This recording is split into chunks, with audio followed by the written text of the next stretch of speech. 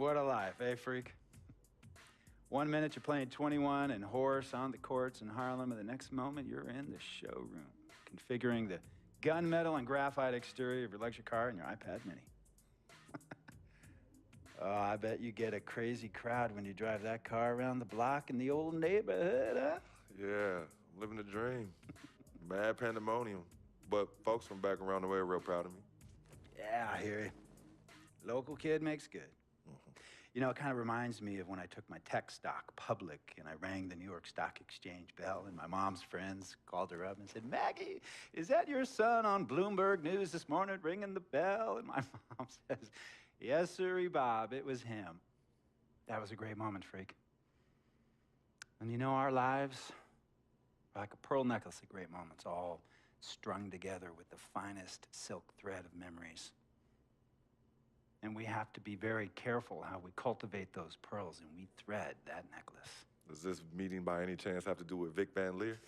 I grew up in the burbs, freak. I wasn't poor, upper middle class, comfortable.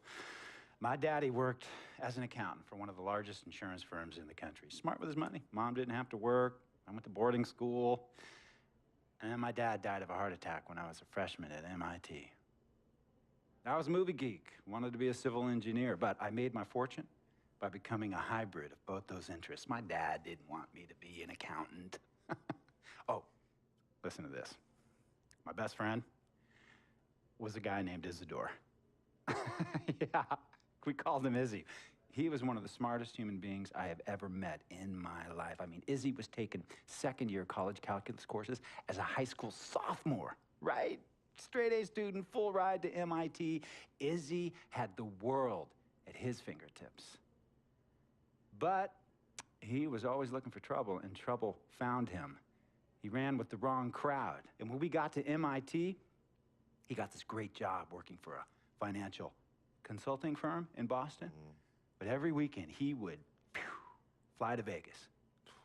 You see, Izzy had a system for counting cards in Vegas that had the big casinos on the Strip. Oh, stymied. He would come back to MIT with suitcases filled with $200,000 in cold cash. What? Yeah. So your man Izzy was getting hit off like that? Like a fat rat in a cheddar cheese factory, freak. Okay, so what happened to this dude Izzy? Because he's dope. No, not dope. Dead.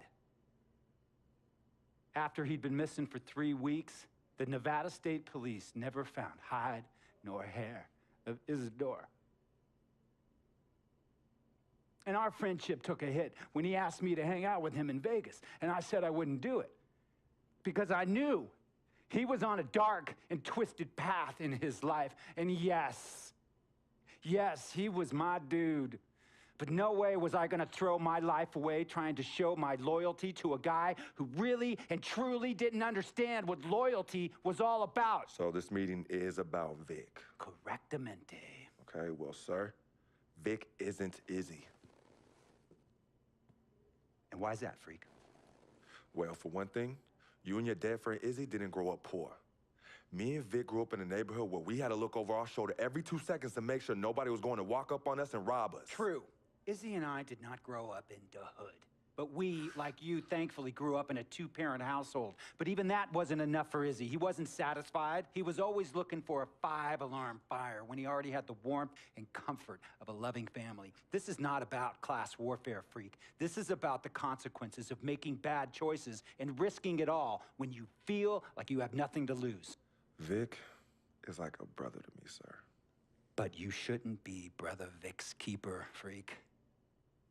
Would a brother go looking for trouble and put your career and your livelihood at risk by getting into fights at nightclubs and seedy after-hour joints and then scream to the media, "Yeah, it's all good, I'm an FOF, friendo freak. It's all misunderstanding. Y'all be haters, don't hate my game." I don't think a brother would do that to someone they really cared about, but a guy who looked at you like a meal ticket would. No. See, you don't understand Vic. Really? I don't understand. No.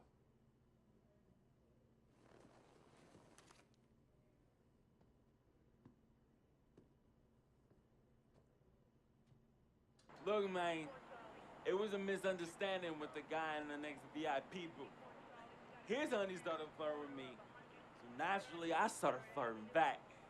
Next thing I know, Captain Cornball's off my grill piece beefing. Next thing he know, he got a 2-piece and a biscuit on his left eye.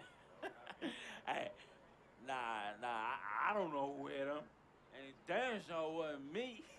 Hey, Captain Cornball's mad because I'm an FOF, friend of freak. Hey, but check this out, though.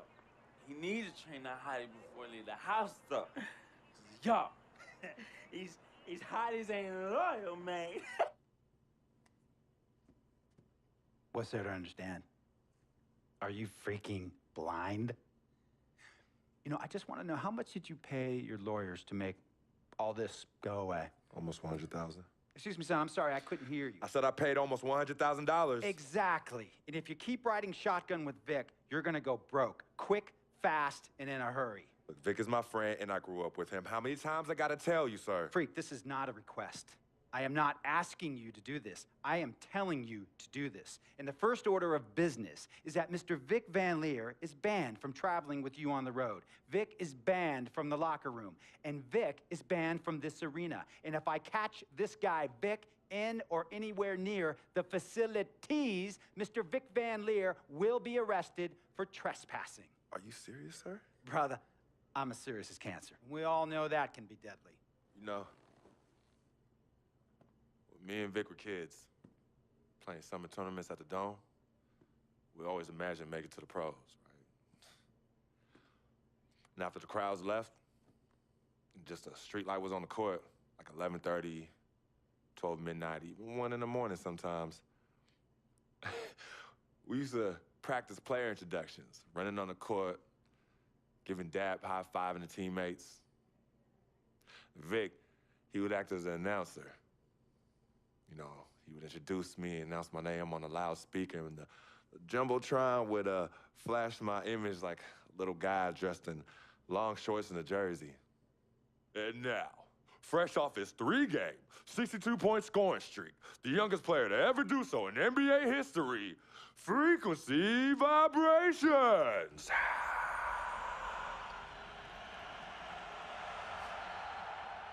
So me and Vic would sit in those empty bleachers at the Dome and dream like nobody's business. And now I'm living a dream. For real. And in so many ways, Vic was part of that. Please, listen to me. I mean, I know this guy's your dude from way back. Look, me and Vic go way back like the front seats of a 67 Cadillac. That's good. We go way back. Did you say front seats? Front seats of a 67 Cadillac. We go way back like the front seats of a 67 Cadillac. Well, do you have any crickets? I'm gonna be the hit once again at Herbie Allen's Sun Valley Shindig because my fellow billionaires love it when I walk and talk that talk. So that almost sounds... No, let me tell you exactly what it sounds like. I respect, admire, and most importantly, love you as a human being and a role model. But I pay you a lot. And I mean, I pay you a lot of money to play for my team. And I am in this game to win it. And you can't win it with an albatross around your neck like Vic. So Vic is done. History.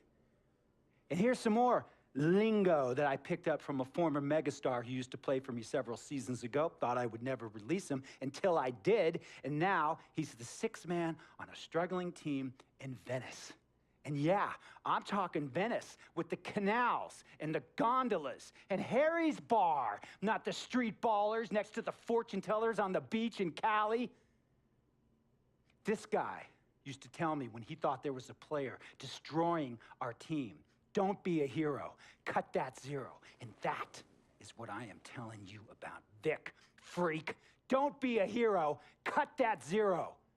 The only thing Vic brings into your life is headache and unwanted and unnecessary negative attention, and it will begin to affect your mindset. And when it affects your mindset, it's gonna affect your play. And when it affects your play, it's gonna affect my team. And when it affects my team, it's gonna affect my money. And if it affects my money, Google Translate will become your new freaking friend. I want a championship ring, freak, and I want you to help me get that ring. And banners after banners hanging from the rafters in this arena. So, freak, hear me clearly and hear me good.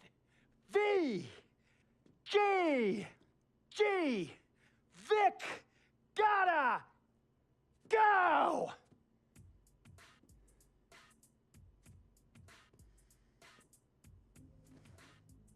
Handle your business.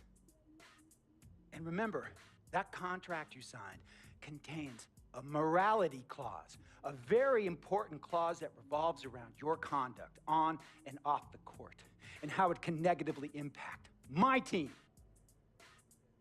Now, I don't want you to have to learn Italian or Croatian as a second language. And hey, playing pro ball overseas, there's nothing wrong with that. But the arenas are nothing like this, nor will the money be the same. And on top of all of that, this is the US of A, the greatest freaking country in the world. Ask yourself, is Vic worth all that? Think about it. Think long, think wrong. Tell you about Vic. He has his bad, right? Caraca. Tenso, hein? And I understand some of his judgments might shadow his actual character. He's not that at all. Man, Vic, let me tell you something. We actually, we have love for each other. We're brothers. Blood couldn't make us any closer at all. I mean, he has so much loyalty to me and to my family. You can see even Cece, has issues with him, but he still loves her. He still loves her.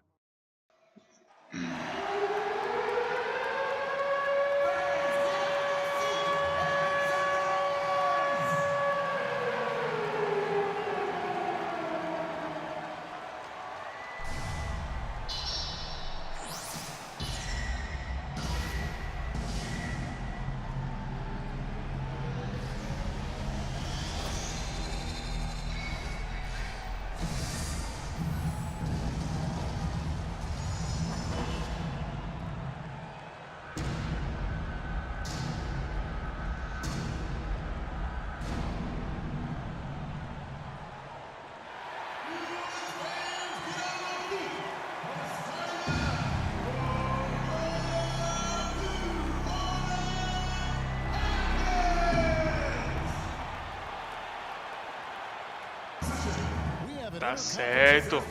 Depois dessa puta bronca que eu tomei, vamos jogar, né? Bom, eu até esqueci de me apresentar. Eu sou o Rafones e bora pra parte 4. Ah, velho, ele saiu da... Eu tava defendendo... Ah,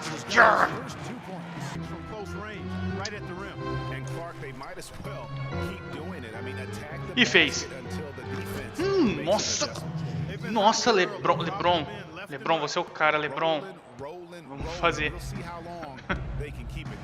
Lebron me passou a bola. Boa. Pegou a falta.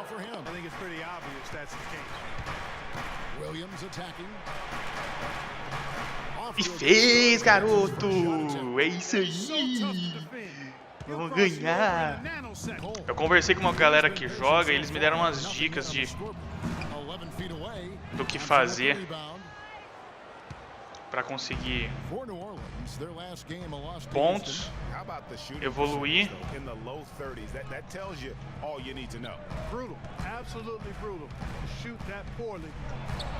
Opa, eu pedi a bola, mas eles me falaram marcar mais, tentar fazer os corta-luz na hora certa, bloquear direitinho. Boa. Caraca.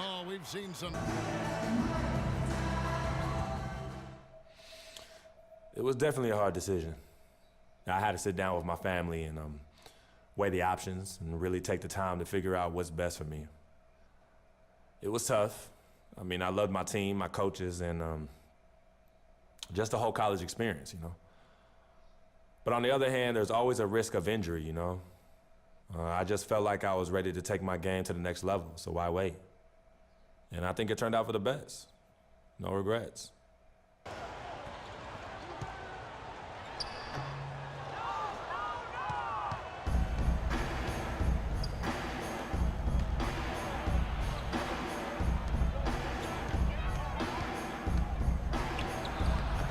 Fiz! Meu Deus, fiz! Minha primeira cesta no time, velho. Meu Deus, eu já tô animando. Caraca, parecendo uma garota quando ganha a primeira Barbie. Faz, garoto! Faz! Ai, não foi. Ah, beleza, tamo na frente por 3 pontos. E 2 pontos foram meus. Isso aí. Agora o time vai começar a me ver com outros olhos. Só corrigindo a merda que eu falei no começo do vídeo. É parte 5, não parte 4. Tô viajando, velho.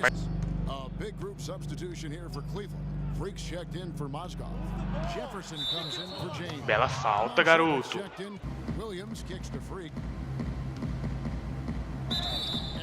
E eu fiz de novo mais 2 pontos pra mim. Garoto, agora sim. Agora esse time voa, garoto. Bora, mais uma. Fazer 5 pontos, 3 cestas. Vamos lá.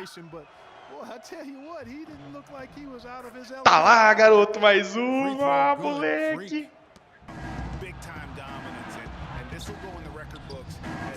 Mais uma, garoto, meu Deus, eu tô monstro.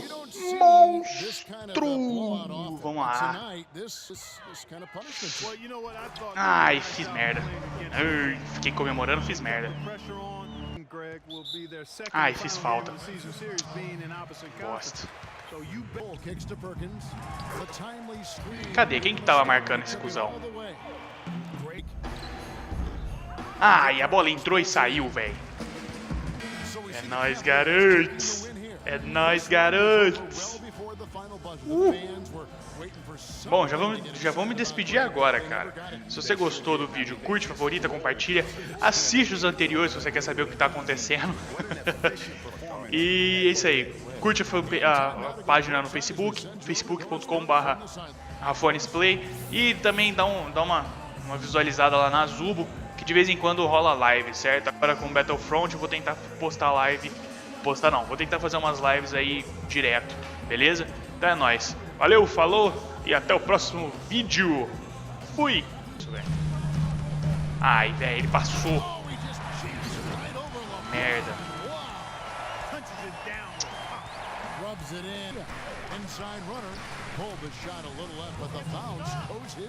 Tá bom, LeBron James pode, velho.